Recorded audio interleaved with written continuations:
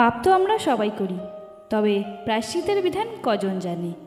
তাই আজ প্রায়শ্চিত্তের বিধান নিয়েই আলোচনা করব। তাহলে চলুন প্রায়শ্চিত্তের বিধান নিয়ে আলোচনা করা যাক। গুরুপত্নী গমন, চোর, ব্রহ্মবৎকারী, মদ্যপায়ী আর এই 4 প্রকারের পাপীর সংসর্গী যারা, তারাই মহাপাতকী রূপে গণ্য। বেদবিদ ব্রাহ্মণকে অন্নদানে ব্রহ্মহত্যা পাপ দূর হয়। অশ্বমেধ যজ্ঞ করার পর স্নান করলেও ব্রহ্মহত্যাকারী পাপী শুদ্ধি লাভ করে।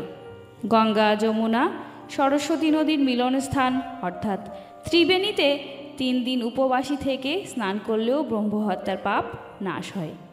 সেতু বন্ধে, কপালমোচনে কিংবা কাশীতে স্নান করলেও ব্রহ্মহত্যা দূর হয়। দুগ্ধ, ঘৃত বা গোমূত্র পান করলে মদ্যপানজনিত পাপ দূর হয়। সোনা চোরকে রাজা মুষালাঘাতে শাসন করবেন। তারপরে বনে নির্বাসনে 12 বছর কুঠিরে বাস করলে প্রায়শ্চিত্ত হয়। কামে মোহিত হয়ে গুরুপত্নীগামী হলে উত্তপ্ত লৌহ নারীমূর্তির সঙ্গে আলিঙ্গনে পাপ দূর হয়। এই পঞ্চপাতকীর দ্বারা সঙ্গী সেই প্রায়শ্চিত্ত করবে, অর্থাৎ তপ্তকৃচ্ছ ব্রতে হবে তার প্রায়শ্চিত্ত। কিংবা যথাসর্বস্ব ব্রাহ্মণকে দান করে চন্দ্রায়ণ ব্রত করবে। অমাবস্যা তিথিতে যোগে বিধিমতো শিবের অর্চনা করে ব্রাহ্মণ ভোজন করালে সর্বপাপ হতে মুক্তি লাভ করতে পারে। কৃষ্ণপক্ষের চতুর্দশী তিথিতে উপবাস করে সংযত চিত্তে মৃত্যু ধর্ম ও জমাদির তর্পণ করে দিনের প্রথম ভাগে নদী স্নানের দ্বারা সর্বপাপ নাশ হয়। শুক্লাষ্টমী তিথিতে উপবাস করে সপ্তমীতে সূর্যের অর্চনা করলে সর্বপাপ থেকে মুক্ত হয়। শুক্লপক্ষের একাদশীতে উপবাসী হয়ে দ্বাদশীতে জনার্দনের পূজায় সর্বপাপ নাশ হয়। যদি কোনো নারী নিজ পতির সঙ্গে দগ্ধ হওয়ার জন্যে আগুনে প্রবেশ করতে পারে, তবে তার পতি যদি ব্রহ্মহত্যাকারী হয়, কৃতঘ্ন বা মহাপাপেচারীও হয়, তথাপি সে পতিকে উদ্ধার করে স্বর্গধামে গতি লাভ করে। সেই পতিব্রতা নারী ভক্তি সহকারে পতির শুশ্রূষা কার্যে রত থাকে। সেই নারী ইহ কিংবা পরলোকে কখনো পাপের ভোগ করে না। প্রিয়ব্রতের বংশ ও সপ্তদ্বীপাদি বিবরণ। প্রিয়ব্রতের 10 জন পুত্র, তাদের মধ্যে অগ্নিবাহু, মেধস ও পুত্র এই 3 জন সদা যোগে রত। তারা জাতিস্বর ছিলেন। পিতৃরাজ্যে তাদের কোনো বাসনা ছিল না। বাকি 7 জন পুত্রের জন্য প্রিয়ব্রত তার রাজ্যকে 7 ভাগে ভাগ করে দিলেন। সেগুলো সপ্তদ্বীপ নামে পরিচিত: জম্বু, প্লক, সল্লল, কুশ, কৌঞ্চ, শাক ও পুষ্কর, লবণ, ইক্ষু, সুরা, ঘৃত, দধি, দুগ্ধ ও জলে পরিবেষ্টিত উক্ত সপ্তদ্বীপ। প্রতিদ্বীপ এক সাগরে বেষ্টিত। পূর্ব দ্বীপ হতে সাগর দ্বিগুণ বিস্তৃত। আবার সাগরের বাইরে যে দ্বীপ আছে তাহাও দ্বিগুণ প্রমাণ। জম্বুদ্বীপের মাঝে 1,00,000 যোজন আয়ত সুমেরু নামে পর্বত। তার উচ্চতায় 84 সহস্র যোজন। জম্বুদ্বীপের অধিপতি প্রিয়ব্রতের জ্যেষ্ঠপুত্র অগ্নিধ্র। তার 9 পুত্র, তাদের মধ্যে প্রথমজন নাভি। প্লবদ্বীপের অধিপতি মেধাতিথি, তার 7 জন পুত্র। উক্ত দ্বীপে 7টি পর্বত, 7টি নদী।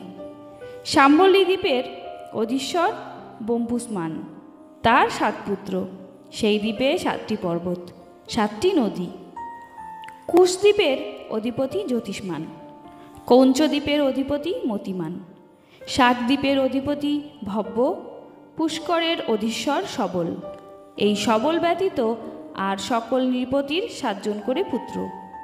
সেই দ্বীপে 7টি করে পর্বত ও 7টি করে নদী বিদ্যমান। সবলের 2 পুত্র মহাবর ও ধাতকী। পুষ্করে একটি মাত্র পর্বত, নাম মান 70, 75 সহস্র যোজন তার উচ্চতা। চৌদিকী সাধুদ্দত্ত নামে সমুদ্র দ্বারাই বেষ্টিত। তার পূর্বভাগে বহু লোকের বাস। তার প্রান্তরে কাঞ্চনী ভূমি, সেখানে কোনো লোকের বসবাস নাই। তার প্রান্তে 10 সহস্র যোজন বিস্তৃত লোকালোক পর্বত। সে গিরির চারিধারে ঘন অন্ধকার, বেষ্টন করিয়া আছে অণ্ডের আকার। সপ্ত পাতাল ও নরক, পৃথিবীর তলে সপ্ত পাতাল, তাহাদের নাম অতল, বিতল, মহাতল, নিতল, রসাতল, পাতাল ও সুতল। অতলের ভূমিতল কৃষ্ণবর্ণ, বিতলের শুক্লবর্ণ, শর্করাময়ী মহাতল। নিতলের রক্তবর্ণ, রসাতলের ভূমি পীত, পাতাল কাঞ্চনময়ী ও সুতল শৈলময়ী। সপ্ত পাতালেতে বসে দৈত্য আর নাগগণ। পুষ্কর দ্বীপে রৌরবাদী বহু নরক আছে। পৃথিবী হইতে ঊর্ধ্বদিকে ভূ, ভূব, স্বজন, মহ, তপ ও সত্যলোক। সপ্তপাতাল সহ এই সপ্তলোক মিলিয়ে মোট 14 ভুবন নিয়ে একটি ব্রহ্মাণ্ড। ঊর্ধ্ব, অধ আর পার্শ্বে পরিবৃত অণ্ড, সেই অণ্ড আবার জল দ্বারা পরিবেষ্টিত, সেই জল আবার অগ্নির দ্বারা বেষ্টিত, সেই অগ্নি বায়ু দ্বারা, সেই বায়ু আবার আকাশ দ্বারা বেষ্টিত। এই সপ্ত আবরণে পরিমাণ জয়, প্রত্যেকেই ক্রমে ক্রমে 10 গুণ হয়। সবশেষে মহাতত্ত্ব আবার প্রকৃতি দ্বারা পরিবৃত। প্রকৃতি শেষ আবরণ, তার পরিমাণ করা যায় না কখনো। এই ব্রহ্মাণ্ডের ন্যায় অনন্ত কোটি ব্রহ্মাণ্ড রয়েছে, যার সংখ্যা করা অসম্ভব। দশাদির বিচার: আদিত্যের দশাকাল 6 বছর, চন্দ্রের 15 বছর, মঙ্গলের 8, শনির 10, বুধের 17 ও শুক্রের 21 বছর। বৃহস্পতির দশা 19 বছর, রাহুর ভোগ 12 বছর হয়। রবির দশা মানবের দুঃখ, চন্দ্রের দশা সম্পদ ও মিষ্টান্ন লাভ, মঙ্গলের দশায় দুঃখ ভোগ। রাজ্যাদির নাশ, স্ত্রীলাভ, রাজ্যলাভ।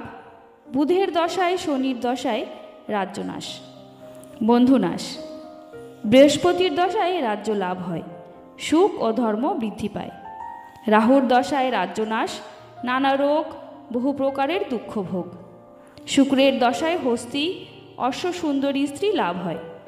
মেষ রাশি মঙ্গলের ক্ষেত্র, বৃষ রাশি শুক্রের ক্ষেত্র, মিথুন ও কন্যা রাশি বুধের ক্ষেত্র, কর্কট চন্দ্রের ক্ষেত্র, রবির ক্ষেত্র সিংহ, শুক্রের ক্ষেত্র তুলা, মঙ্গলের ক্ষেত্র বৃশ্চিক, ধনু আর মীন রাশির বৃহস্পতির ক্ষেত্র, মকর, কুম্ভ রাশি ও শনির ক্ষেত্র।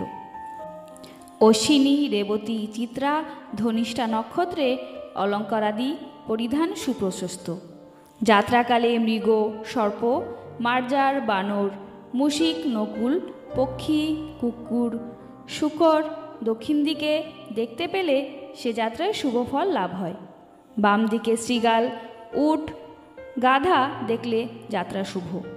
কার্পাস, ঔষধ, তৈল, রক্তমাল্য, মুক্তকেশী নারী, দগ্ধ অঙ্গার, উলঙ্গ পুরুষ দৃষ্ট হলে যাত্রায় অশুভ। যাত্রাকালে পূর্ব দিকে হিক্কা শুনলে মহাফল হয়। অগ্নিকোণে শোক ও সন্তাপ, দক্ষিণে হানি। নৈষৎকোণে শোক ও সন্তাপ, পশ্চিমে মিষ্টান্ন ভোগ, বায়ুকোণে অর্থলাভ, উত্তরে হলে কলহের সৃষ্টি, ঈশান কোণেতে হিক্কাধ্বনি শুনলে মৃত্যু। পুরুষ ও নারীর শুভাশুভ লক্ষণ: পদতল কোমল, পদমধ্য সুদৃশ্য, অঙ্গুলিগুলি পরস্পর সংযোজিত, কূর্মপৃষ্ঠ বৎ উন্নত, শিরাহীন, ঘর্মশূন্য, নখগুলো হবে তাম্রবরণ, 2 গুলফ হবে সুন্দর, সেই মানুষের হয় রাজার লক্ষণ। হস্তে ও পদের নখ রুক্ষ, পাণ্ডুর, মুখের শিরগুলি উন্নত, ফুলার মতো চওড়া 2 পদতল। এমন লক্ষণ মানব দরিদ্র ও সদা দুঃখ ভোগ করে। যার দেহে অল্প সংখ্যক রোম, প্রতি রোমকূপে একটি করে রোম, হাতির সুরের মতো গোলাকার জানুদেশ, সেই মানব রাজা হইবার যোগ্য। প্রতি রোমকূপে যদি 2টি করিয়া রোম থাকে, তবে তিনি হবেন বেদজ্ঞ, ব্রাহ্মণ, পণ্ডিত। কিন্তু প্রতি রোমকূপে যদি 3টি করে রোম থাকে, তাহলে দরিদ্র সে হবেই। যার জানুদেশ কৃষ্ণ, রোগভোগ তার চিরকাল। ক্ষুদ্র লিঙ্গধারী মানব ধনবান হলেও তার ঔরসে সন্তান জন্মাবে না। মানবের লিঙ্গ যদি মোটা সোটা হয় সে দরিদ্র হবে। যে মানবের একটি মাত্র অন্ডকোষ চিরবলি দুঃখ ভোগ করে, যার কোষ একটি বড় অপরটি ছোট, তার পত্নী চঞ্চলা হয়। কোষদ্বয় প্রলম্বিত হলে অল্পায়ু হয়। লিঙ্গ মণি কুষ্ঠিতাকার হলে মানব দ্রব্যহীন হয়। লিঙ্গমণি পাণ্ডুবর্ণ কিংবা মলিন হলে মানব সদা দুঃখহীন হয়। যার মূত্র শব্দসহ পতিত হয় সে গরিব হবে। উদর যার সমানাকার সেজন ভাগ্যবান। জঠর কুম্ভের মতো হলে নিধন হয়। সর্বোৎপর্বত হলে দরিদ্র হয়। যার ললাটে সুগঠিত 3টি রেখা সমানাকারে সেজন পুত্রাদির সঙ্গে সুখে 60 বৎসর কাল জীবিত থাকে। 2টি রেখা থাকলে 40 বছর আয়ু তার।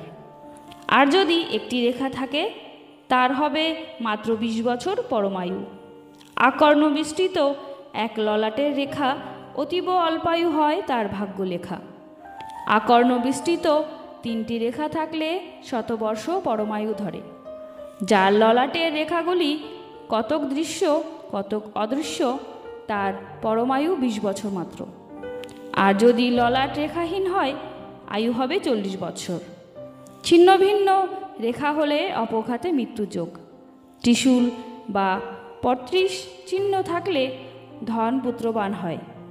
পরমায়ু হয় 100 বর্ষ।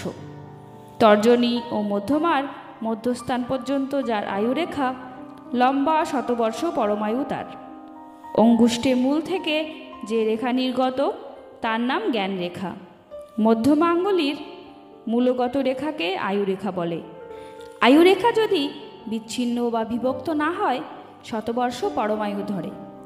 আবার যদি স্পর্শরূপে আয়ুরেখা থাকে তাতেও আয়ু 100 বর্ষ। কনিষ্ঠাঙ্গুলির মূল থেকে মধ্যমার মূল পর্যন্ত আয়ুরেখা গমন করলে 60 বৎসর পরমায়ু পায়। আকুঞ্চিত হয় সেই রমণীর কেশ, বদন মণ্ডলাকার, নাভি দক্ষিণাবর্ত। সে নারী কুলবর্ধিনী, দেহকান্তির সোনার মতো উজ্জ্বল, রক্ত পদ্মবৎ হস্ততল। পতিব্রতা রূপে গণ্যা সেই নারী। যে নারীর চক্ষু গোলাকার, কেশ বক্র, সে নারীর স্বামী হবে অচিরেই মৃত্যু। সে নারীর দুঃখ চিরকাল। পূর্ণচন্দ্রের মতো যে নারীর বদন, নবোদিত সূর্যের মতো অঙ্গের বরণ, ওষ্ঠাধর রক্তবর্ণ, আকর্ণ বিস্তৃত নয়নদয়, সেই নারীর সুখ ভোগ চিরকাল। সংসারে সেই নারী ধন্যা। যে নারীর করতলে বহু রেখা সদাই দুঃখ ক্লেশ ভোগ করে, আর যদি অল্পমাত্র রেখা থাকে ধনহীনা হয় সেই নারী। সেই রেখা রক্তিম হলে সুখভাগী হয়। কিন্তু যদি করতল রেখা কৃষ্ণবর্ণ হয় দাসীবৃত্তি করবে। যে নারী সৎপত্নী হবে স্বামীর বিষয় কর্মে মন্ত্রিত্ব করবে। সখীরূপা হবে সেই প্রিয় সম্ভাবনে, মাতার স্বরূপে স্নেহ করিবে ভোজনে। আবার শয়নে সেই নারী বেশ্যার মতো সুখ সম্পাদন করবে। যে নারীর করতলে অঙ্কুশ মণ্ডল আর চক্রাকার চিহ্ন থাকবে রাজরানী হবে সে। পার্শ্বদয় স্তনদয় সমাবৃত হলে আর যদি ওষ্ঠাধর সমুন্নত হয় তবে তার স্বামীর হবে সত্তর মরণ। প্রাকার তরুণকার এই 2 রেখা থাকলে দাসীর ঘরে জন্ম হয়েও রানীর মতো হবে সেই নারী। নাভিদেশে অবিচ্ছিন্ন রোমাবলী কপিলবর্ণ ঊর্ধ্বদিকে বৃত্তাকারে গমন করলে রাজকন্যা হলেও দাসীবৃত্তি করবে সে। চরণের অনামিকা ও অঙ্গুষ্টাঙ্গুলি চলবার সময় মাটি স্পর্শ না করলে নারীর প্রতিহানি হবে 70।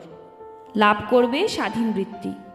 চলবার সময় যে নারীর পদভারে মাটি কাঁপে সে হবে নিশ্চয় বিধবা। শ্লেষ্য আচার গ্রহণ করবে। যে নারীর নেত্র সমুজ্জ্বল হবে সে সৌভাগ্যশালিনী। যার দন্তপাতি চাকচিক্য উত্তম ভোজন লাভ হবে তার। চরণতল কোমল আর ঘামশূন্য হলে নারী সুলক্ষণা।